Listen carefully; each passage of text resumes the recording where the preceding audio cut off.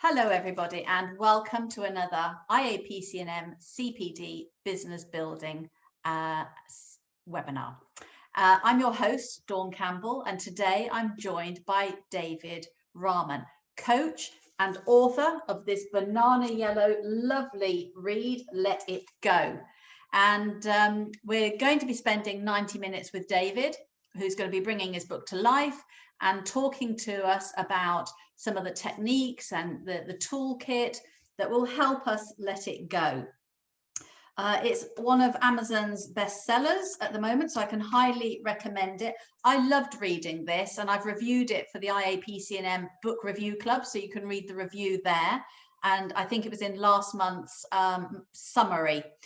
What I will say is it genuinely is packed with lots of useful tips and techniques and practical ways of helping you deal with emotional toxicity. And I don't know about you guys, but I know that I certainly need some help with this at the moment.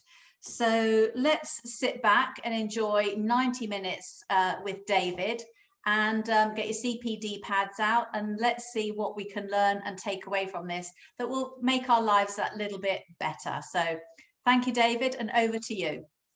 Thank you very much, Dawn. Really appreciate everyone's time and attending. Our time is precious and it's ever changing. So yeah, hope everyone's well out there. It's one of those times where sort of coming out of lockdown and it's been a challenging time. Last year, we were all sort of shocked around Marchish that we had to be locked up, should we say, and then it was all new, and life is every day is new. It's challenging, and it's probably one of the most challenging times in human history all over the world. At that time, the book was almost finished, and we were getting together the last because there's illustrations in the book, and I was getting together the last parts of it. But like anything else that happened last year, everything was put on hold. Struggling to hear my voice? You struggling to hear my voice? So I bring it. Can you hear me? Is that better? Not really. Right. Okay. Hopefully, can you hear me? Yeah. Hopefully you can hear me. So at that time, like a lot of people, I had to, the word that was going around was pivot, do something different, and turn your ship, that ship called your life or your business. And I could see that at that time, we were going to go through a period of challenges in terms of relationships, because you're living at home and you're seeing your spouse and you're seeing your family like never before. Because a lot of people were seeing their relationships in a totally different light, because you're seeing a person you hardly ever saw, and suddenly you're seeing them, they're in your face all day long, and you're competing for space in the house, competing for space for the desk or Wi-Fi. So it was a paradigm shift for all of us. And a lot of people, what I heard from last year they were reflecting a lot. We were learning to reflect, and we were taking stock of where our life had come to. So it was initially a novelty, because people were just spending time in the garden, with a glass of wine and just deflecting what was going on. And in the UK, the weather was uncharacteristically nice for large parts, which did help, because it would have been hell on earth if it had been raining and winter. But it was actually nice, and there were far more sunny days. So whoever's up there looking down at us sort of sprayed us with some sunshine instead. So at that time, I went online, and I had a feeling I'm just going to have to serve. So I went online every day, and I was doing a lot of Zoom. So every day at 11 o'clock, I started. My pivot was, how do I serve the community? We're here, and yeah, we can do client sessions online, but how do I serve the community? So every day I turned up at 11 o'clock, and I did workshops. There were 45-minute workshops, 40-minute workshops on Zoom, and there were people from all around the world come coming together to really help each other. And they want to learn. So I did workshops on how to be confident, how to let it go, the morning mindset, how to sleep better, how to not take things personally. And I did about 30 to 40 different workshops over a period of months and months. So I repeated a couple, obviously. I ended up doing about 100 different workshops at 11 o'clock every day, primarily. And it taught me really to let go. That was my first let go. Let go of the things that were getting in my way to go online and deliver events live. So when you speak publicly, um, you have to get out your own way. But when you speak online as well, when there's absolutely no energy coming back from you, when if any speakers out there who've spoken live, you've got energy coming back, and you get people to do exercises. But when you're speaking at a screen, it's a different experience. I noticed there's obviously people typing in stuff into the box and making comments, but it's a different ball game. So I had to get past myself. I had to get past those fears of not being liked, fears of looking stupid, fears of fluffing my lines, and all these things we have to let go of. And literally, when you're on your phone and you're looking at photos, we swipe. So we look at a photo, we swipe. So one of the techniques I think it's in the book. The book has got so many tools and techniques. I think it's in there, is the see, swipe, and replace technique, which is you see that you've got a negative thought, and then you swipe it. Literally just swipe it, and you replace it with what you want. So then the human brain has something called the reticular activating system, RAS for short. And the RAS is like a focusing mechanism, and it's in play all the time, every day, as we're awake. So if you can imagine that some of your clients, for example, so taking your coaches, some of your clients have a penchant for focus on what's wrong with life, what's going wrong, what's gone wrong. And we, as human beings, we tend to focus on what we don't have, or what we want more of, or what's gone wrong, or what we want to happen. So the RAS focuses on what it thinks we want. So an example is, have you ever bought a car? You bought a new car, and suddenly that car is everywhere. I remember when I bought my red Mini back years ago, and suddenly I saw Minis everywhere, and I thought I was the only one with a Mini. But we just see it everywhere. Suddenly, our focusing mechanism literally gets activated, and we see it everywhere. So if you're booking a holiday to Florida, suddenly you see it on TV, you see it in the magazines, you hear someone talking about Florida, and you think, wow, I've just been talking about it. I've been thinking about that. So our focusing mechanism focuses on what it thinks we don't want, or what's gone wrong. We're experts at it. So have you ever had a conversation where you've experienced negativity, and all you do is think about it? So you're speaking to your spouse later that afternoon, you're talking about this person, and you're just replaying that experience. And then the next day you wake up and you're in the shower and you replay that conversation again. And we replay it. And every time we replay it, we strengthen the neurons in our brain related to that activity. And it starts becoming our reality. We start getting angry. We start feeling emotions about it. So one of the primary elements that I like to teach is, recognize at the time. So step one, recognize that, okay, I've just experienced an event, and be prepared to learn, then let it go. Because some people say, oh, I don't want to forget those events because they made me who I am. Okay, but stop. The element is, stop it in its tracks. Learn from what you can from that event, and then let it go. Let the emotional charge go. Because remember, you've got an event, and this is who you are, and you can dissociate yourself from an event by letting go the emotional charge, not the learning. Because someone said, well, I don't let go of the event because it taught me. Yeah, of course, keep the learning, but drop the emotions attached to it, which could be anger, resentment, self-criticism. Why did I not go to university? Why did I not take up that opportunity in business? You keep playing it over and over again, and then it starts to make you feel not good enough. It starts to make you feel annoyed with yourself, self-critical, and you start to reflect and over-reflect. So that's primary. That's just a small example of where we can actually start to think about letting go. So back to 2020, and I in my head, I thought, right, the book isn't going to come out. It's not going to come out anytime soon because we just don't know what's going to happen.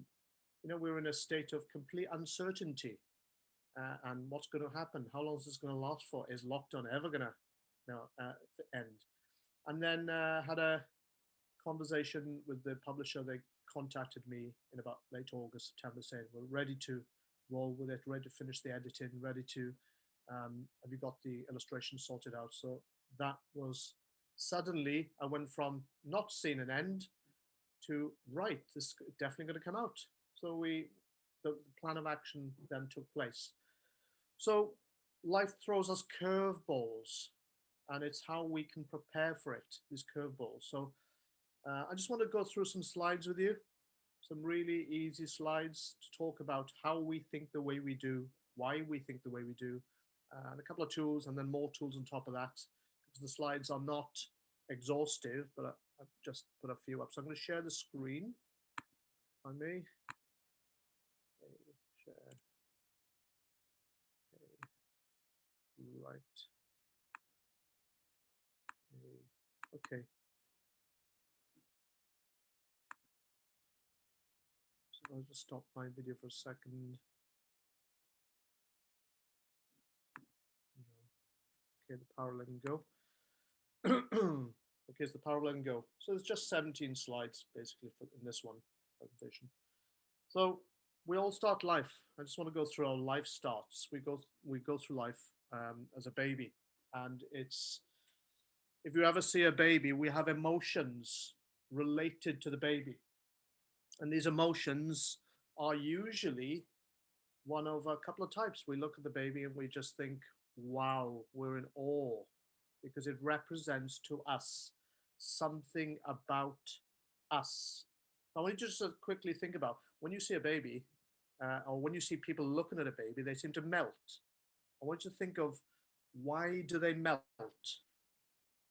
Just think of, why does a person melt? Why do they feel the way they do when they look at a baby? What's the emotion that most people feel when they see a baby? What's the emotion they feel? I want you to quickly think about that. What do they feel? I want you to just look at those three feelings: love, non-judgment, connection. Love. We just feel pure love. When a baby looks at us, it's non-judgmental. We just look at it, and we're connected. And our life is full of connection, and that's one of the things that was in a physical form taken away from us. We hope temporarily, and we can move back towards more of normality. It's a different sort of normality, but this is how we look when we look at a baby, because it reflects the best of us, non-judgmental. Don't you love spending time with someone who's very loving, someone, a friend who's non-judgmental, and we love connecting? That is our true self. Our true self really is fundamentally when we learn to let go. We just learn to let go of the need for validation. I want you to actually, if you could, think of things that you keep doing, such as need of validation, need to be right, need to have the last word, need to criticize. Are you blaming, complaining, anything from the past? What do you keep doing? Is it procrastination? Is it people pleasing? What is it that you keep repeating over and over again that I would love to let go? What is it that you would love to let go? I need to have a quick think of that. Just a quick think. I'm just going to quickly locate my iPad, and I'll be back in 1 second.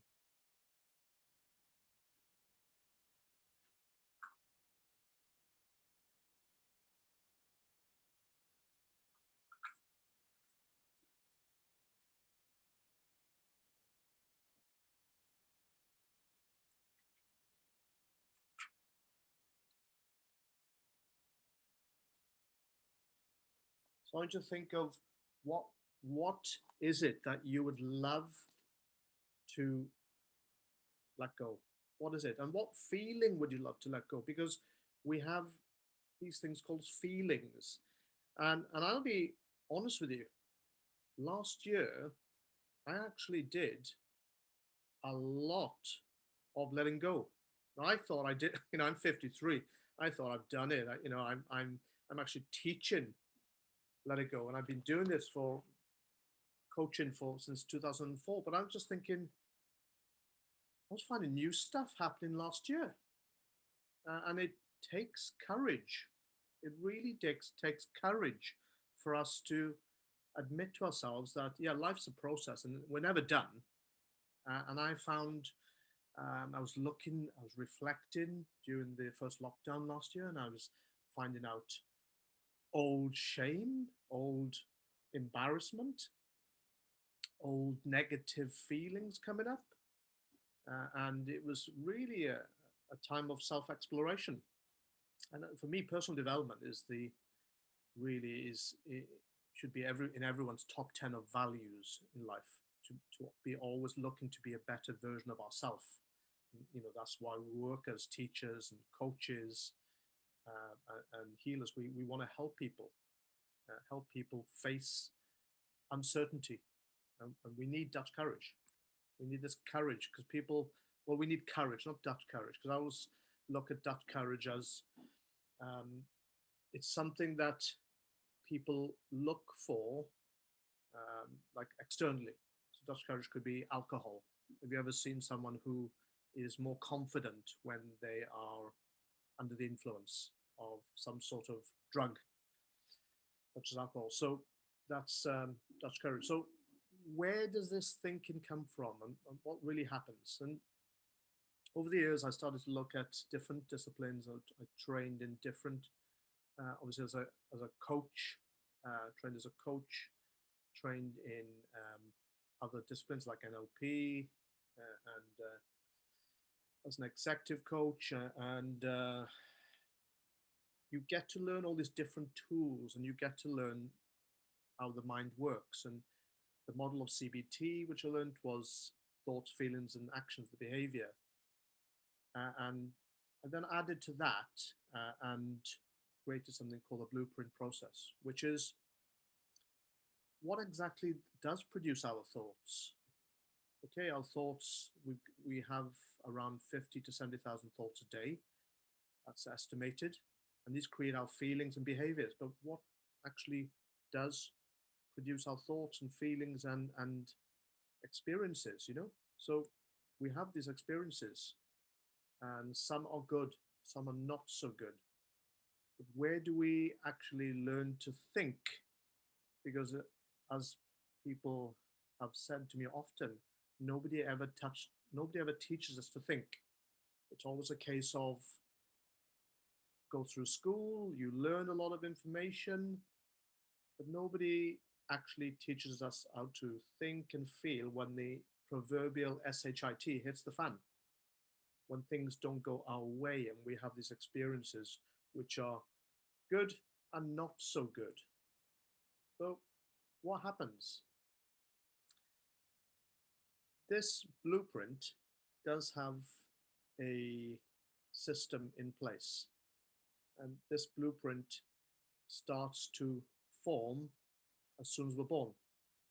And it starts to, if you can imagine, very simplistically, a chest of drawers. So you've got your t-shirts in there, you've got your underwear, you've got your, different items of clothing in different drawers. So imagine this blueprint to have, it has information related to your belief system. It's what you think is true about yourself. Are you good enough? Are you not good enough? Are you smart? You're not smart? Are you a great coach or a great public speaker? Are you not? Are you a good driver? You're not a good driver. Are you good in relationships? Not good in relationships. Are you confident when you meet new people? You're not. All these different opinions and beliefs are in the blueprint. That's in one of the drawers. You can imagine one of the other drawers, you've got your values. So values are what's important to you in life. What are you valuing? For example, if somebody says, I really value reading. I'm really into reading. I'm a reader and I value reading. But then they never read or they hardly ever read. Well, it's not really that important to them. They can't call themselves a reader. If they say to you, "Oh, I don't find time to read," well, I would say there's 1440 minutes a day. Sure, you can find 5 minutes to read.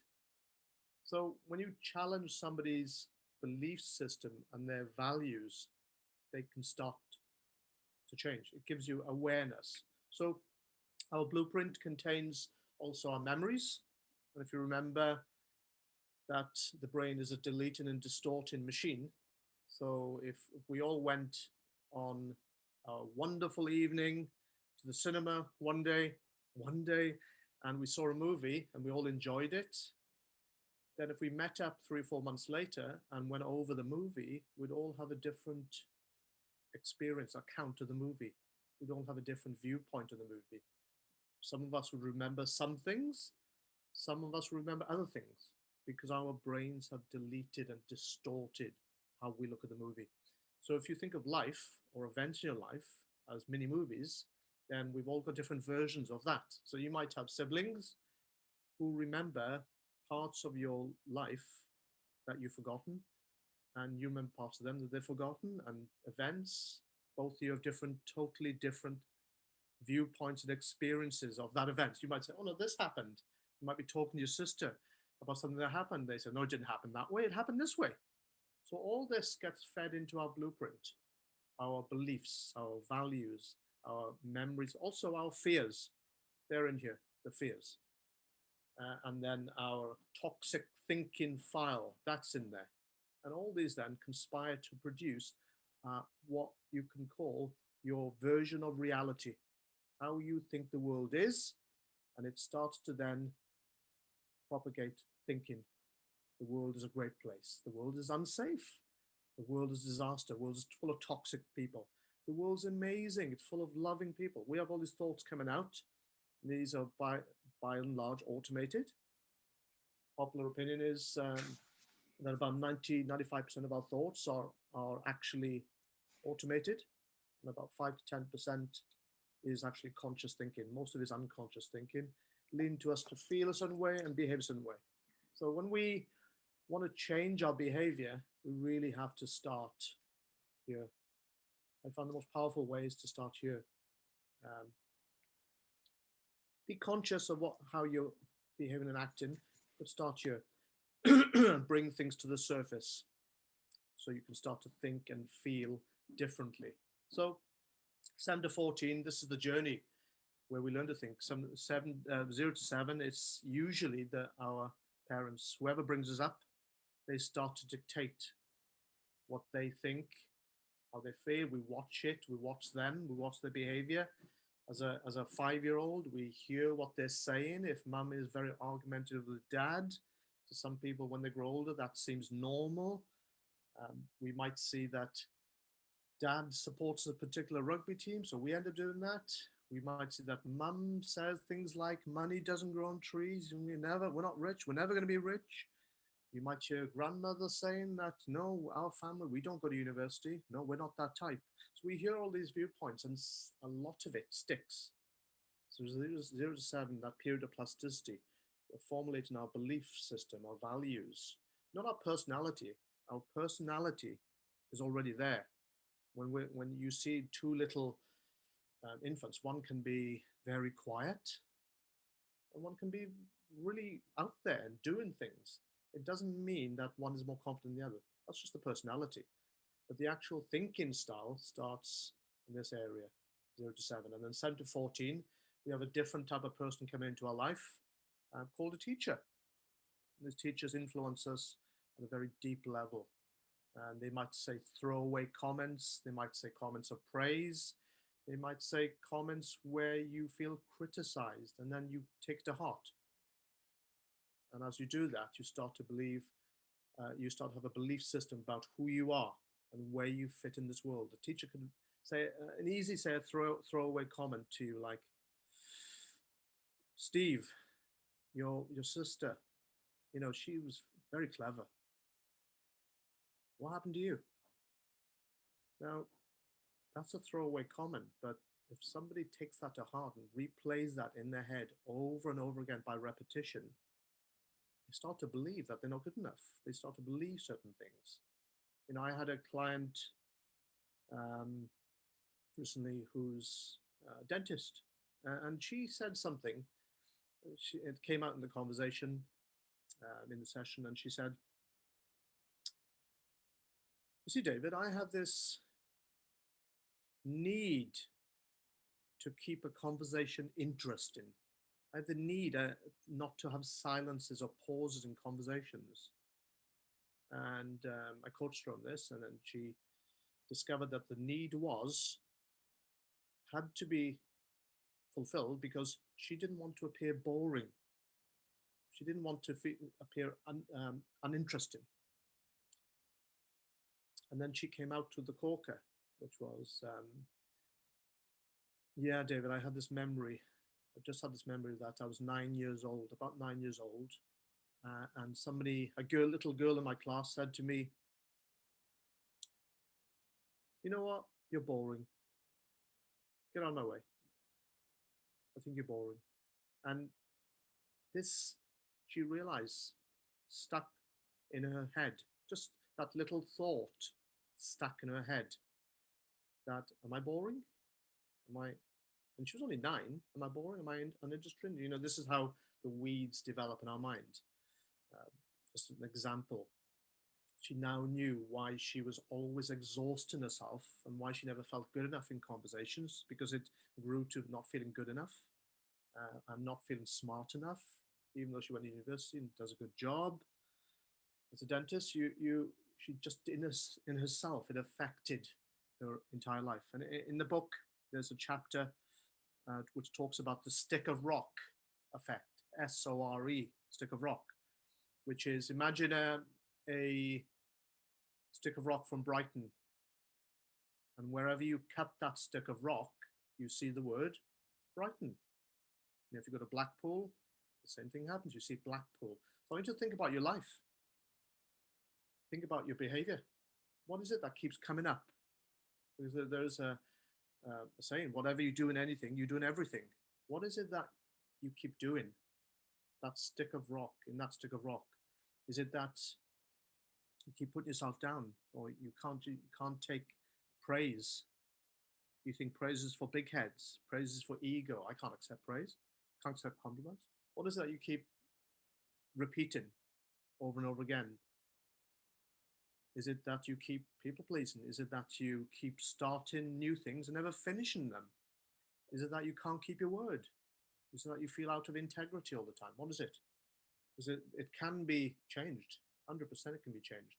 So 7 to 14, the teachers, and then 14 onwards, this is a general model. Obviously, there's other periods and other periods in life which do change it. But when you are, by the time we're 18 or 19, we certainly think a certain way. So 14 onwards, it could be relationships. You might have a boyfriend who cheats on you, then you don't trust boys, and then you meet another boy, and then when you do meet him, you don't trust him, and because you don't trust him, you get into arguments because you get possessive, and then it grows, and then you think all men are bastards, and it just happens. It propagates from one particular belief or event, rather than thinking, well, this was an experience, and I've got to learn from it. You see, everybody you meet has a blueprint, so they have their stuff going on under the surface. You never know what's going on under the surface of anyone, and often they don't know what's going on the surface because it's buried so deeply inside. So it's for us to really think about 14 onwards. What does happen? What does happen? And what we start to do then is, and this is the same with all our clients, your spouse, your kids, your family, your friends, we start carrying baggage. We start carrying baggage. And in the book, I called it the mental rucksack or the mental backpack, where we start putting stuff in there. Negative experiences which didn't go our way, regrets, we start letting them weigh us down, even though they're in their past and they've gone. we let them affect us. So I challenge you to think, what's in your mental backpack? What's in there? And it maybe it's time to let it go. Maybe it's time to put that backpack down. Because I've a question I've often asked um, people is, if you could let go, of stuff that you're holding on to, let go of negative behaviors, let go of overthinking, let go of replaying stuff from the past, let go of the need for validation. Well, how do you feel? Do you want to pop in the chat box? How do you feel if you just let go? Let go of always having to try and prove yourself, always trying to be right. Well, if you could just think of something that you think, yeah, I'd like to let go of that. How would you actually feel? Yeah, this is it. Practically everyone that I've ever worked with has said the same thing. Yeah, it's usually people say freer, lighter, happier, and the other word they use is relieved. It's usually those four things: relieved, lighter, happier, and freer. So we even use the vocabulary which says lighter, which is wow, which means that if we work backwards, it means that we're feeling heavy, something that's weighing us down. We use it in natural language. It weighs us down, which comes on to my next slide.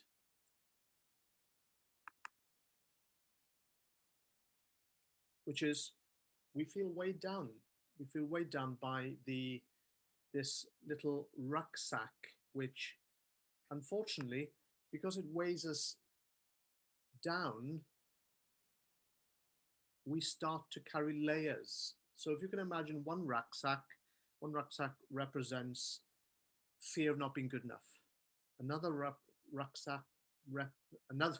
another duffel coat represents regret over not going to university. Another duffel coat represents distraction, always being distracted by my phone, never paying attention to the person I'm talking to, always need to check my phone. Another duffel coat represents a belief that all women are potentially harmful to me. You know, just these beliefs, these values, these emotions, and these can all get represented by a duffel coat, and it weighs you down. And the minute you start letting go, one thing that I noticed, somebody asked me in an interview recently, you know, why let it go? Why those three words? Well, it's the ultimate freedom. It is the ultimate liberation, and you feel good. And there's nothing more beautiful, nothing more empowering than spending some time with someone who's comfortable in their own skin. Nothing more, you know, when we're with someone who's, you know, really comfortable in their own skin, who really knows themselves, who's working on themselves, but also has worked on themselves and is willing to say, yeah, they failed, they're not perfect, they're a work in progress, but they want to be a better version of themselves. When we are open to this, and it is not easy being open to it. This is the difficult thing, because, for example, why do a lot of guys, men, have a problem discussing their feelings? You know, and I've worked with many men, and I have male friends, and I was like this, which is, we don't talk about these things when we're together. We talk about sports. And as we're growing up, we talk about sports, we talk about movies, we talk about women, we talk about everything else but feelings. Whereas, and we're taught to man up, grow a pair, all these things, you know, that we're taught. If you can hear it in common language, man up, grow a pair, and all that, because it's seen as emasculating or disempowering to actually share your feelings. And that's a belief that a lot of guys have. And this is based on my experience, and obviously experience on my own friends and the male clients that I've worked with. So why is that? Because we're conditioned to think this way and behave this way. It's conditioned, but it's very, very changeable, and we can break that condition. Whereas I've got a lot of female friends and obviously have female clients, and they do say that, yeah, we do talk, we do share feelings, we do share a lot more. So this is more of a habitual thing and conditioning and culture with guys. So we tend to do that. So the male blueprint then may be a little bit different to the female blueprint on how they look at the world. That's completely normal. So the challenge now is to identify. So I'm back to sharing the screen. Really now is to identify, acknowledge, and decide. So this is up to you, really, to after this session, during this session, to identify what is it that I really want in life. What is it I really, really want? Now, a lot of people don't know what they don't want, but what is it they want? And you may have worked with clients who just don't know what they want. They know what they don't want, but what do you want? And why do you want it? It's called the big why. Why do you want it? To identify, what do you want? And you ask people, and some people say, oh, I want £1 million. Really? What do you want £1 million for? Well, I don't know. I'll be rich. So people often actually don't know what they want. So to identify what you want. And part of this process is actually letting go of what you don't want, letting go of behaviors, letting go of the parts of you which don't serve you. And so this comes to the acknowledgement phase, which is you acknowledge. You have to acknowledge, right, it's time. It's time to really make that change in my life. And often this third step, decision, to decide, that can take some time. That can take years. I remember somebody coming on a day event I did, one of the Let It Go day events, and she actually, during that day, went in so deep that she made the decision that she was going to leave the job. She made the decision that day. Something she'd learned about herself that day. She made the decision, I'm going to leave. Enough is enough. And when you get to that position, enough is enough, you make a decision. I mean, look back at your life.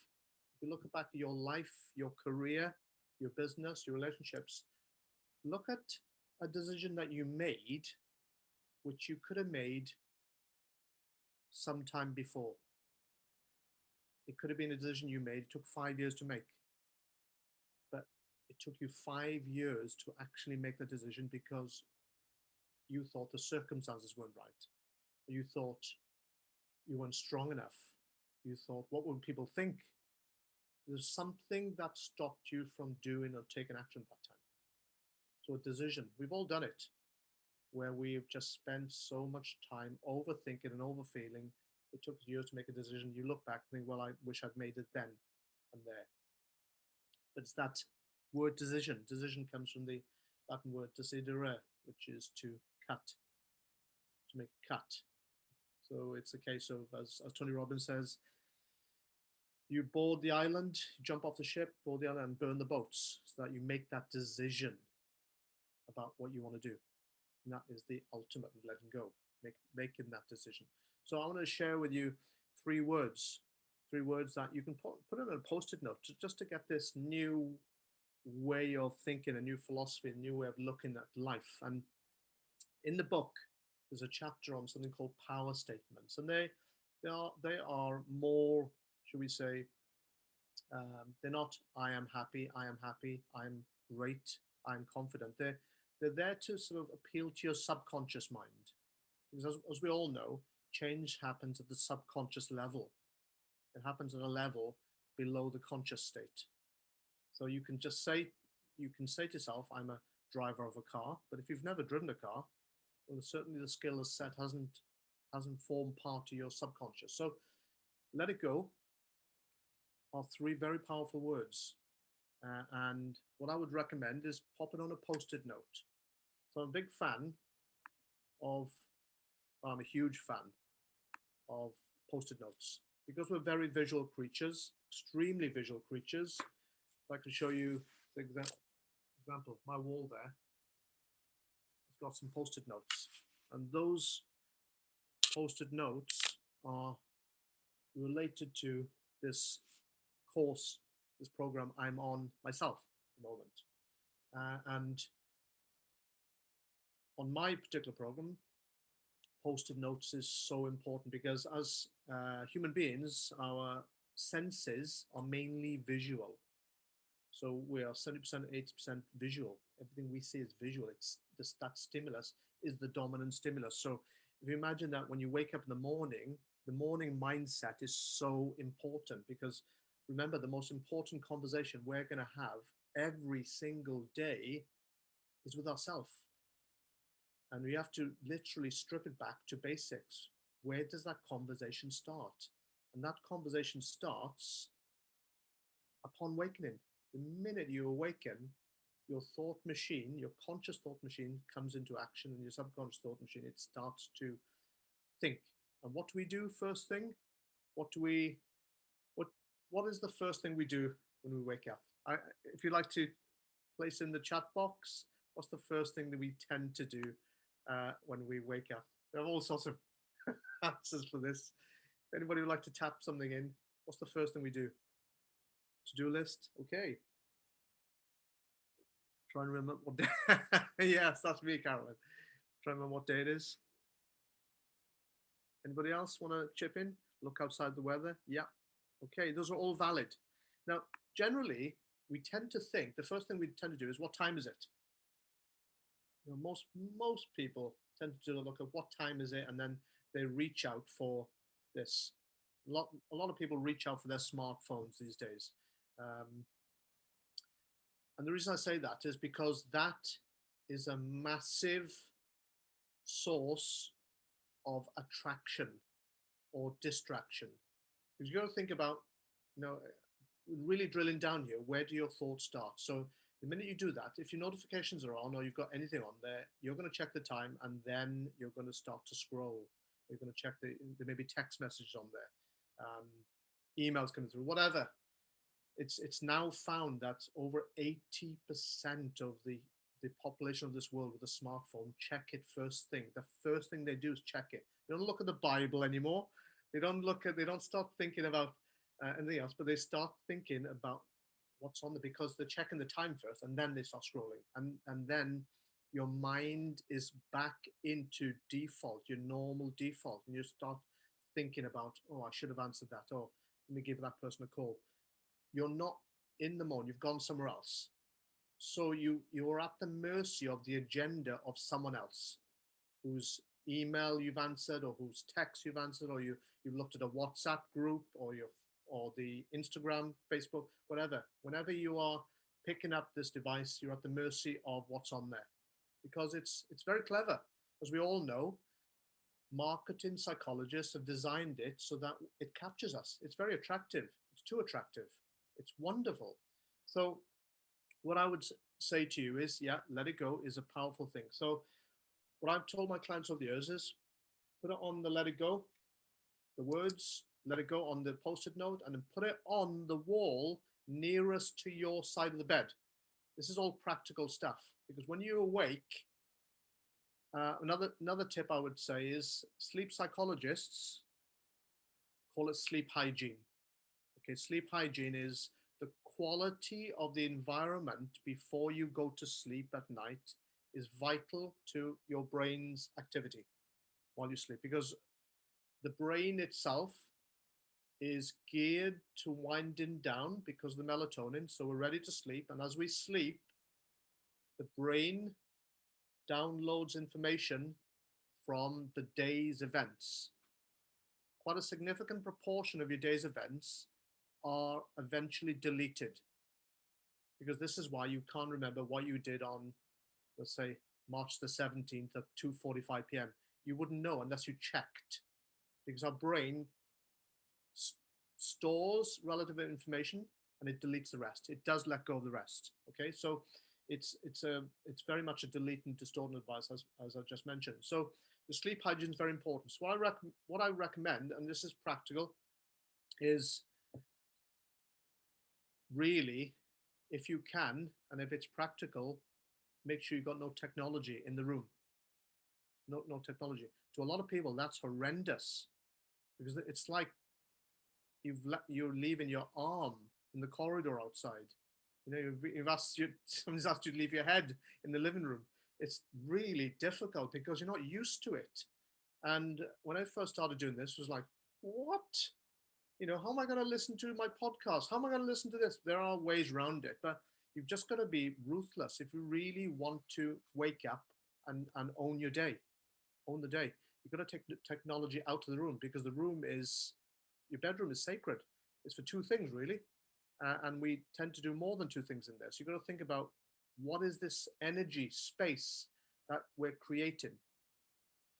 A lot of people complain that I don't know the figures, but I do know that the level of insomnia in this world has risen dramatically over the last 20 years. And it's continuing to rise. And insomnia leads to depression, leads to anxiety, leads to, you know, ultimately in some people has led to suicide. So we've got to think about what do we need to do to change. And I know this is quite, it's not, I'm not trying to be dramatic here, but if you're gonna lead a life where you are, and especially this time where we're highly distracted, a lot of distractions, we have to learn to let ourselves go from all these distractions. So one thing I would do is, yeah, sleep hygiene is so important for us. Look at the temperature of the room. The brain loves a cooler temperature in the room.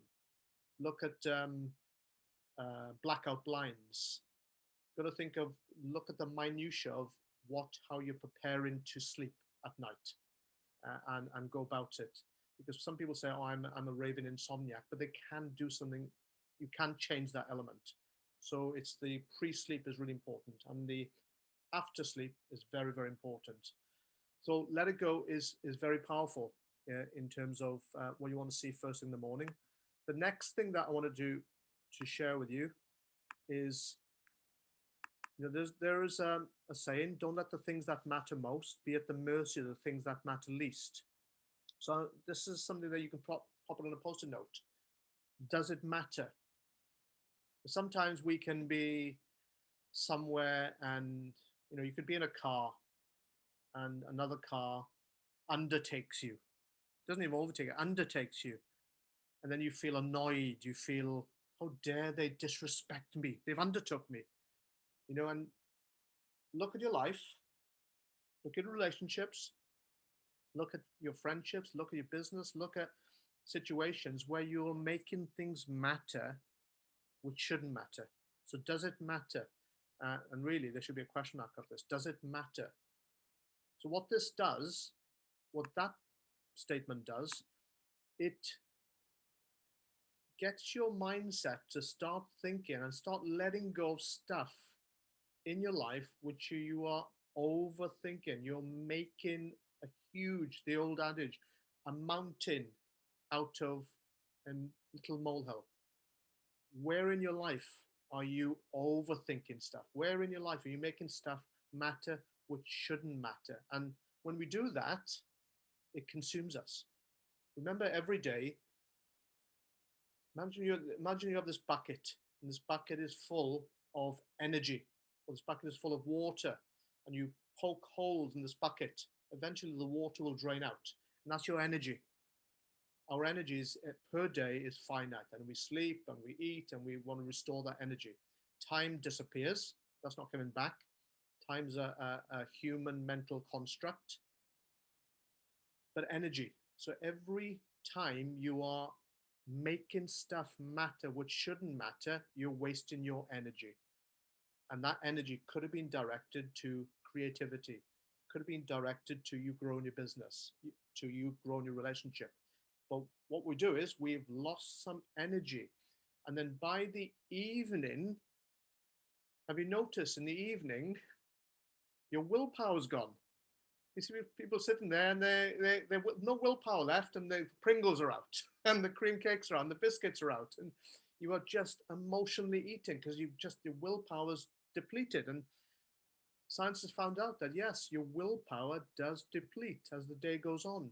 and the stuff that you thought you could do, you are failing to do because the willpower's depleted. That's why I always say, if you're going to exercise, exercise early in the day.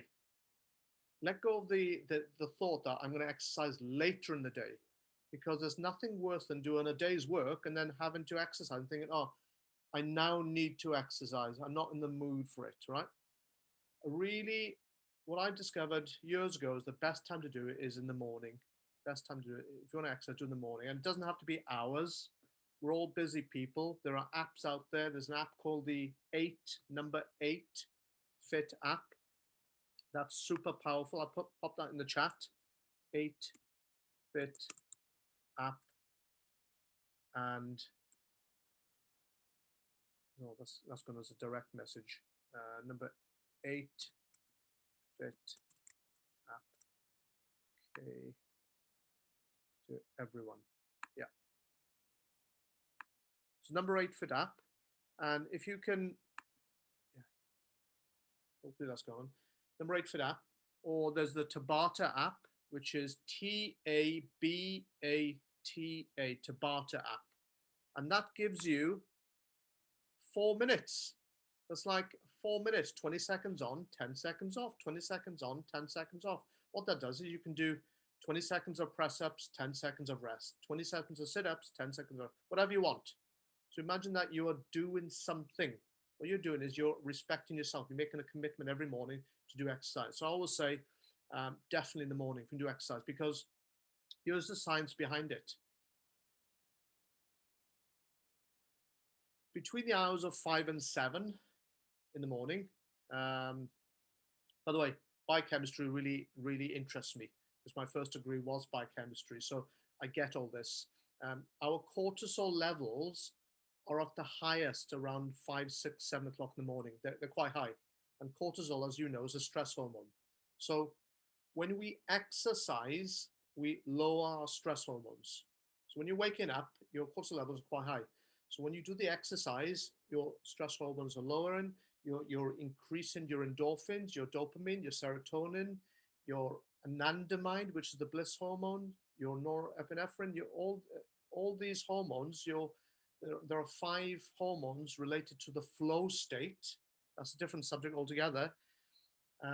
Flow state is when we are in that period where everything's going right. You know, when you get those periods when your work is going right, that day you're in flow state and time seems to disappear. But in order to get that flow state, we have to get out of the stress state. So our body does wake up with higher levels of cortisol, so we can decrease that. So first in the morning, I always recommend, I do it myself. Like this morning, I went for a 5K. I do 5Ks about five times a week, 5Ks, occasional 6K. And it's a commitment to myself. So I'm running. You don't have to run, and you can just pick your own thing to do. This is just what I do. And fresh air, and you can think, listen to a podcast, listen to an audio book. So essentially at that time, I'm exercising and feeding my mind at the same time. So it's morning mindset is so important. And it gets you into that state where you can literally take on the challenge of the day.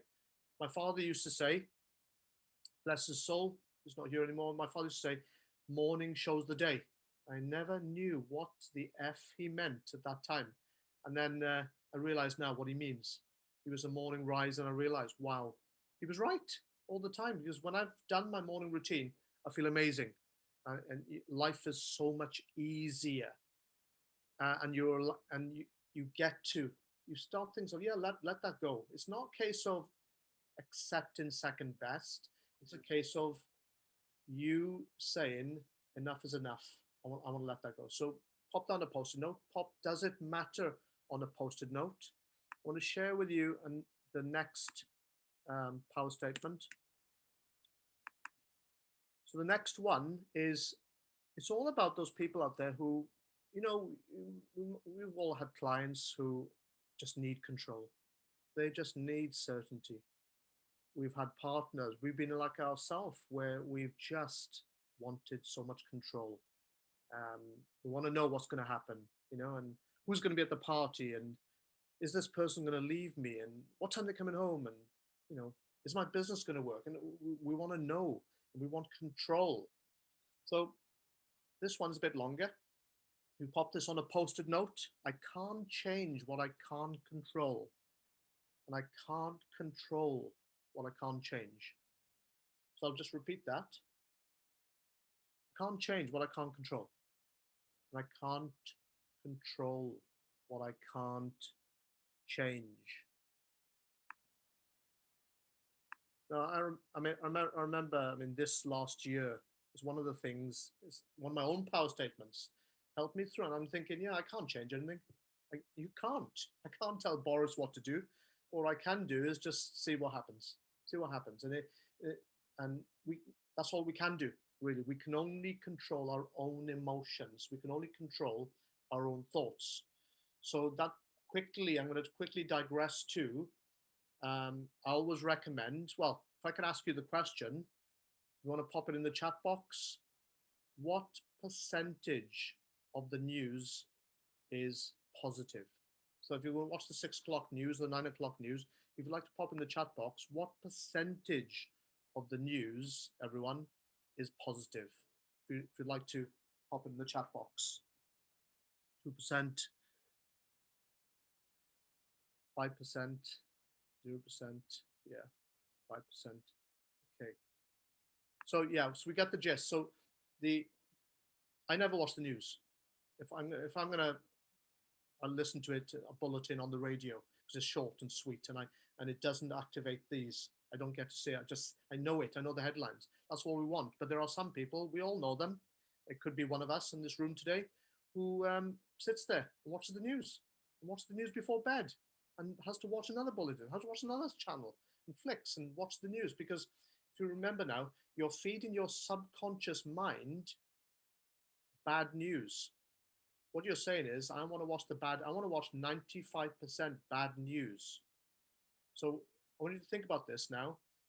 For me, it was a game changer, and it's something that I would highly think about, recommend. Your morning state, the way you wake up in the morning, will be influenced by what you did before you go to bed. So if the last few hours you're watching the news, or yesterday you've been watching the news and you are fixated on it, remember the reticular activating system, the RAS, which I spoke about earlier on, that is primed for negative information. You're teaching it, I want more negative information, give it to me. So you will look at life through the lens of a negative focus. You will start looking at life, and so will your clients.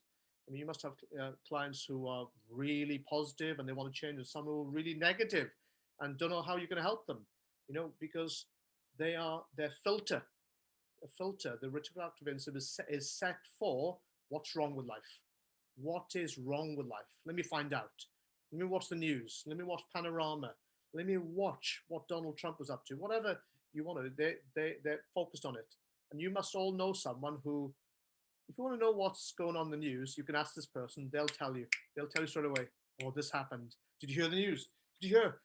Did you hear? The Duke of Edinburgh is dead. They'll tell you before everyone else, because they're on it. They're on it. It's drama. It's drama, because if you think about it, the #1 shows in the UK for the last 30, 40, 50 years have been soaps. Coronation Street, EastEnders, Emmerdale, they're the #1 shows in the UK and have been on terrestrial TV for decades. And the reason because of that is the human brain is actually primed for drama. It's actually the amygdala, which is our emotional center, is hardwired, is actually 2/3 hardwired. There's a great book with Deepak Chopra wrote. I can't remember what the book's called, but it showed, the research showed that 2/3 of our emotional center, the amygdala, is actually hardwired for negativity. So we're actually set up to see what's wrong with the world, and there's a reason for that. And here's the reason. Back when we evolved from the caveman times, there were horrible, creatures. There was a very, very difficult and challenging time for human beings to survive. But a lot of those external threats are gone now. We live in houses. We've got windows. We've got doors. So, but that part of the brain developed in our reptilian brain is still there. So that's still there, and that is very useful. So when you're crossing the road, you're aware. Got to look left. Got to look right. We've got to make sure, because I don't want to be knocked down by a car. Okay, but that part of the system also starts catastrophizing. And as psychologists call it catastrophe thinking, which is what's the worst that can happen. And some people, do you know anyone, if you want to pop in the chat box, do you know anyone who catastrophizes thinking, who's very good at finding out what's wrong with life? It's called catastrophe thinking. Do you know anyone who's very good? You'll say it's sunny out there. They'll say it won't last. They'll say, oh yeah, there's a third wave coming. We're going to be in lockdown soon. Do you know someone who you spend time with, you think, cool, will you just give it up? Does anyone know anyone who is, what I'm trying to say is, does anyone know anyone who's negative, who's very negative? You could sit down with them with a cup of coffee and feel drained. Ginny says, definitely. She was in HR, I often have to think of worst case. Yes. Yes, that's part of your job though, Julie. Thank you for sharing. So we all know, we've all experienced someone where we sit down with them and they've left us feeling drained. You know, we wanted a nice conversation. We found, what was that all about?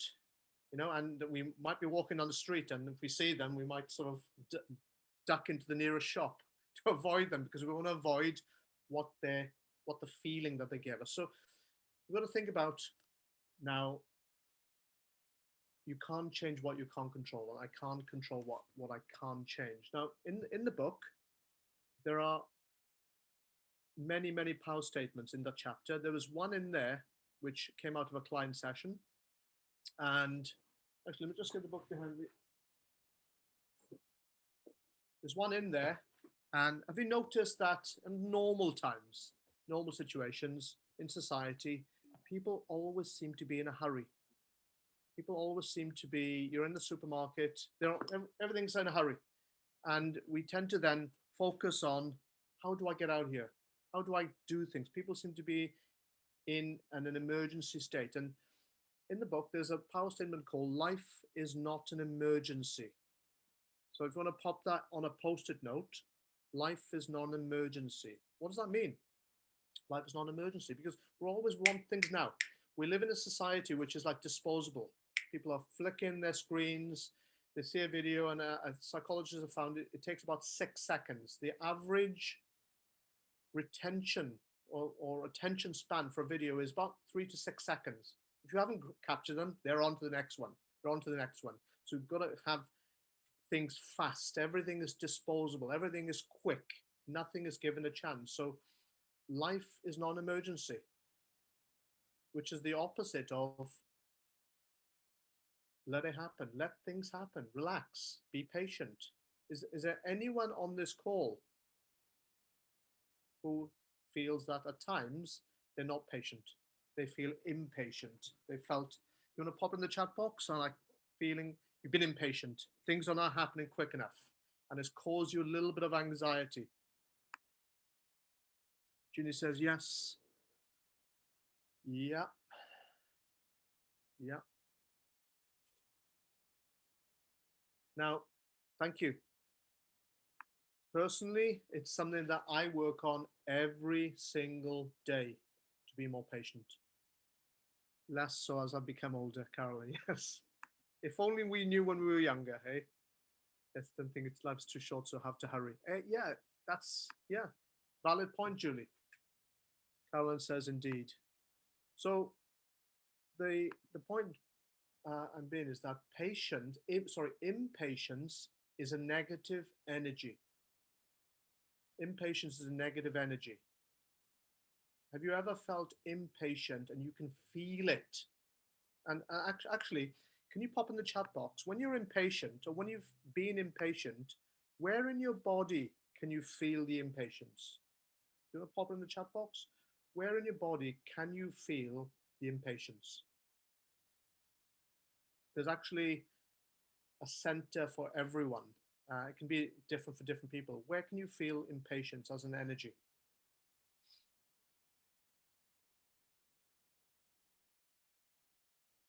Anybody have any? Anybody want to volunteer any?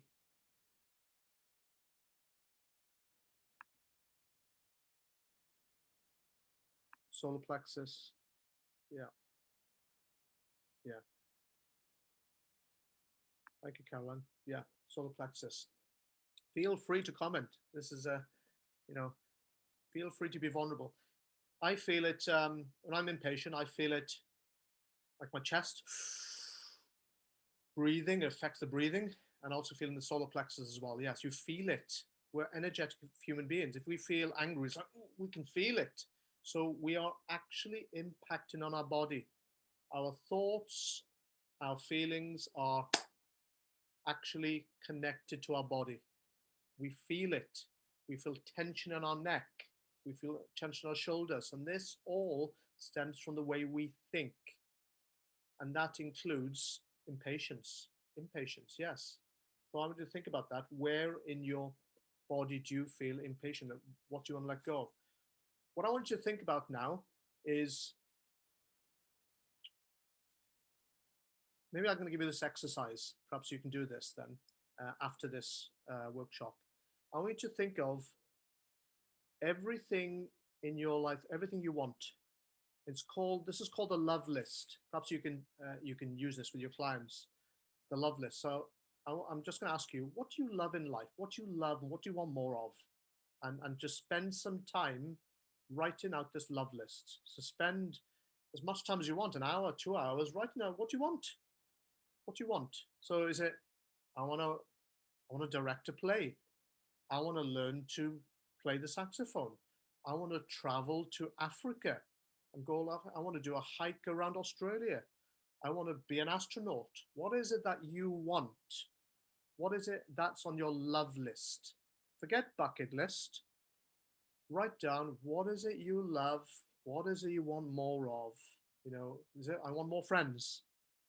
I want more clients. What is it? I want my own TV studio. I want to start off my own media company. What is it? I want to write a book. What's on your love list? And spend some time. Honor yourself and be committed to this. Don't use it as a throwaway exercise. Well, I'll do it. I'll do it in my tea break. Set aside a morning or afternoon or evening and just sit there with a pen and wait. Just write. When thoughts come in, write down. I want to own my own company. I want to start a movement. What is it? What does he want? I want to lose 30 pounds in weight. What is it? And this is called the love list, and it's so important for you to be able to define what you love, what you want, and then leave that list alone. So the next part of that is you've got to leave this digest. You've got to leave this gestate for at least 24 hours to look at this list to see, what is it? Is it, I want to learn to be really good at baking. I want to be a fantastic at cooking Italian food. So think of the things that you haven't done yet. Think of the things that are on your mind. Think of the things you'd like to do. This is your chance. Because in school, if you remember in school, all they said was, well, what do you want to do in life? What job do you want? I remember we were at this careers teacher in school, this careers person. You go into their room. What do you want to do? I mean, when you ask a 14 or 15-year-old, they don't know what they want to do in life. They have no idea. And there's so much pressure is put on teenagers in life. It is ridiculous. When you look at it logically, it's ridiculous. The pressure that's put on someone, GCSEs, A levels, now go and do something like a degree. Go and do something. You have to do something. It's so much pressure. And at this moment in time, you've seen that teenage suicide is at the highest in history because there's so much pressure to do it now. And I like this gap years, so they give them a chance to think, to experience. So after you've done this love list, the day after, I want you to think about, why haven't I done it? Why haven't I done it? I want you to think of the reasons you've given yourself. What's the reasons you've given yourself? Oh, I don't have enough money. I don't have enough people. I don't have the time. I'm not clever enough. Be honest with yourself. What are the reasons you've given yourself that you haven't done it? What some of these reasons are lies. You're lying to yourself. Some of these are actual reasons. Some of these are excuses. What are you actually saying to yourself unconsciously, which is keeping you there, stuck, motionless, or having not achieved these things on your love list? You might be one of these people who's just flying. Everything's flying off the shelf. You might be something on there that you haven't done, you really want to do. Because what this is going to help you identify is beliefs, your limiting beliefs, something in there that you need to let go of, something that you haven't dealt with, that you think, I really need to deal with this. I really need to let go of this, and go about dismantling it. And I've always done this work in myself, and the love list is very powerful. It was taught to me by I think it was on John, what's his name? If I remember the name, I'll let you know. On somebody's program, and it's called the Love List. I didn't invent this tool. Who invents what? We've all learned from somewhere. We're all learning. So the Love List is something that, part one, what do I love? What do I want to do? Put it out there. And then part two is, why haven't I done it? What stopped me? You'll find something in there. In there, you'll find a bit of gold. You'll find a diamond that you can use to think, right, oh, really? I believe that. Because it's all about awareness. Remember, the first step in change is awareness. Bringing it to the conscious awareness, out of the unconscious, where it's residing, where it's lived, where you've quite happily left it. Bring it to the surface so that you can start changing and start letting it go. Extremely powerful. The final thing I want to share with you is, sometimes some people think they're extremely positive. I'm not a negative person. I'm a positive person, and really to identify, okay, what are you? And we've all seen it, include ourselves, where because our behavior is outwards, we don't often know or identify what we're doing or what we're doing wrong. So here's a quick tip that you can do. And you can use an elastic band for this, or you can just pinch yourself. So what I want you to do is, or if you can write down these terms: blame, complain, judge, criticize, validation, explaining. So blame, complain, judge, criticize, validation, or the need for validation, explain. Always need to explain yourself, resentment, critical. So I want you to think about these negative behaviors that people exhibit. So blaming, complaining, judging is a big one, criticizing, validation, explaining yourself, right? These are all negative behaviors. You don't need to explain yourself. If you really believe in yourself, you don't need to explain yourself. And you don't need validation for anyone. If you're doing it right, you just don't need it. But sometimes we do need it because we want it. We want to feel loved. And what have I missed off that list? It's in the book, but I'm just reading off the top of my head. Attachment. Attachment. You write that down.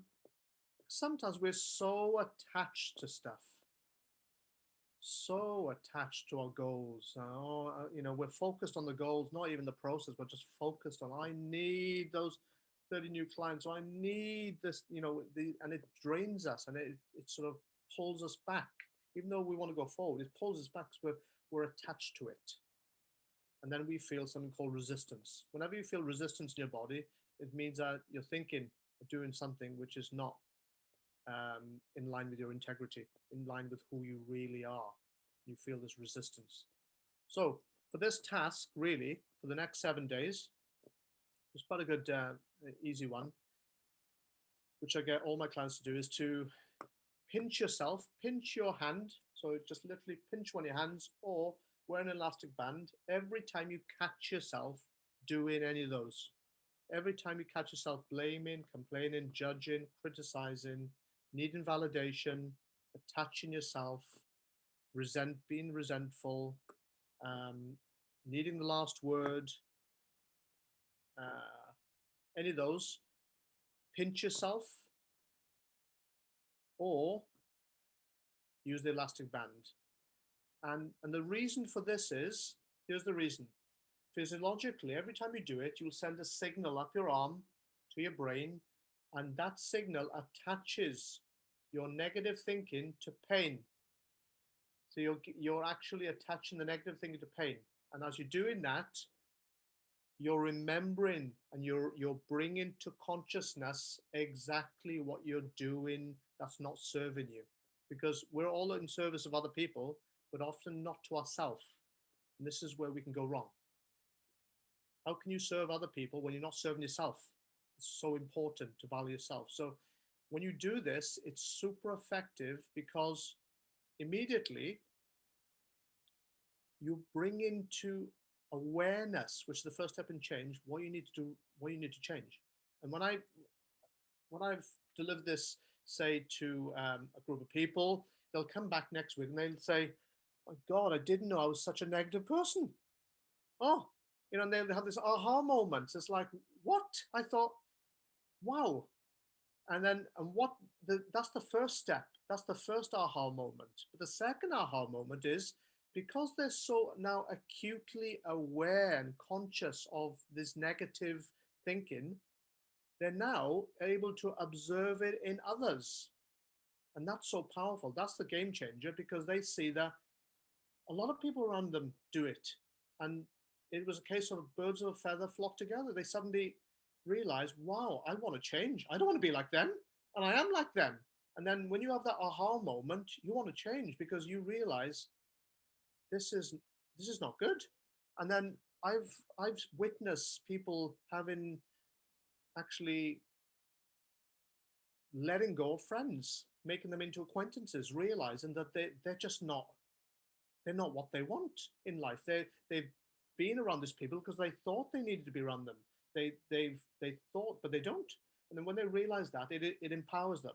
They decide. I remember somebody came on one course and she said, "I've let go of 4 friends." By the end of the course, I've let go of 4 people. I can't believe I'll have no friends left. And I said, "But how do you feel?" She said, "I feel relieved." "Why were you with these group of friends?" And she said, "Well, I was afraid they might talk about me behind my back. I was afraid what they would think." And see, there was always a reason why we hang on to stuff. And she said, "I'm not afraid anymore." And that was her personal journey, That was something that we have to do personally. And when you get that aha moment, and we've all had it, where we've seen it with our clients and with ourselves, that aha, when we get that aha moment, it becomes that game changer. So if you can do that over the next 7 days, you'll just harvest some information about yourself. And hopefully that will help you change. I've gone through a couple of techniques. We could be here for hours going through stuff. Hopefully that's what I've spoken about will light up your imagination, because I believe, for me, it's really a belief that if the world could let go of stuff, different stuff, it would be a different place, a far different place. Hearts would be open instead of closed.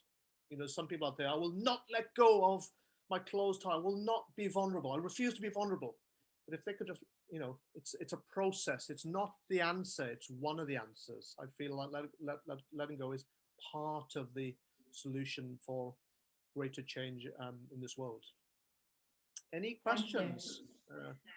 Thank you, David. Well, while people are thinking about the questions, I would agree with you that we hang on to a lot of stuff, and I love the sort of the imagery of the mental backpack. In fact, I've highlighted it under the book, in the book as well, on page 16. I just wanted to share with you a couple of quotes that came to mind when you were talking, and one of them is about how Deepak Chopra says that when you're replaying your story over and over again, and it obviously becomes hardwired. So it's very similar to walking in circles in sand and then finding you're suddenly waist deep and stuck. So we might think we're going over it and over it for clarity and to help us. And I do that. I'm really quite OCD with things like that. It was really quite interesting to think that I was actually getting myself waist deep and stuck. Almost deliberately. And the other thing that I just heard the other day, which I think you'll like, David, is, and I can't remember who said it. It was on a webinar or podcast I was listening to. We should spend our energy like we spend money, carefully, because, as you say, energy is not finite. You know, at the end of the day, it doesn't exist anymore. So I thought that was really, really good.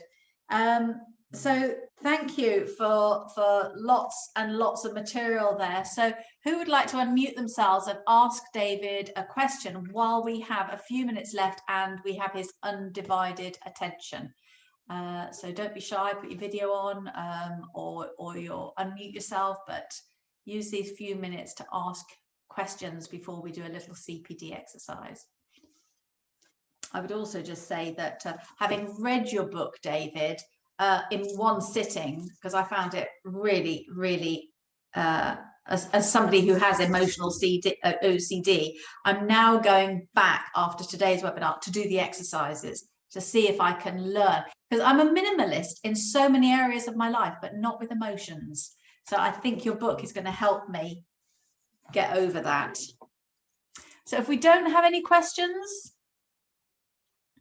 okay, so what we're going to do then, as usual, at the end of any enlightening webinar, is we're just going to take 60 seconds of quiet time, because when it comes to the end of the week, when you do your CPD logs, we can't remember everything.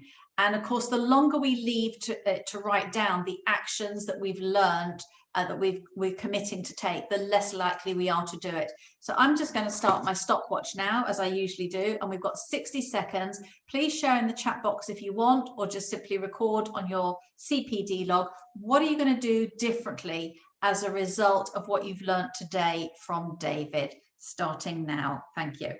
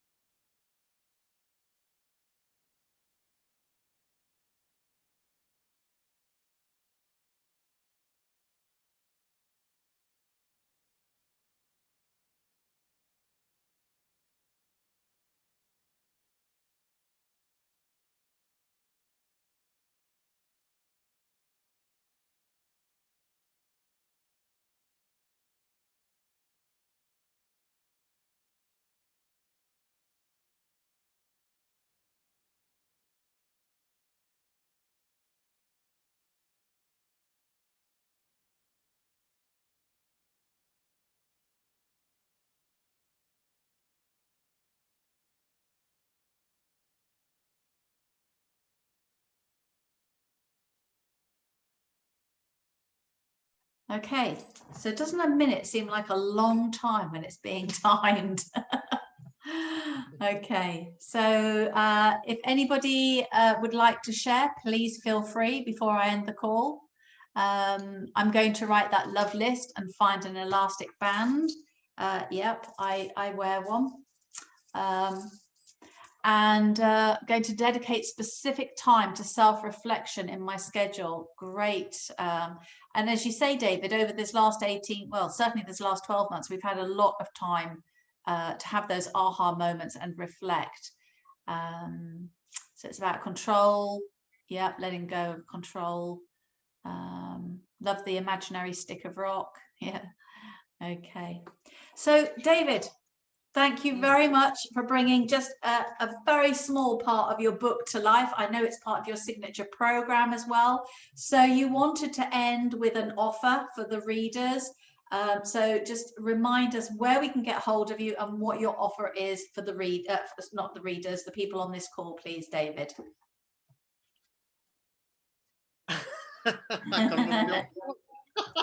You're going to send a signed book to one lucky person.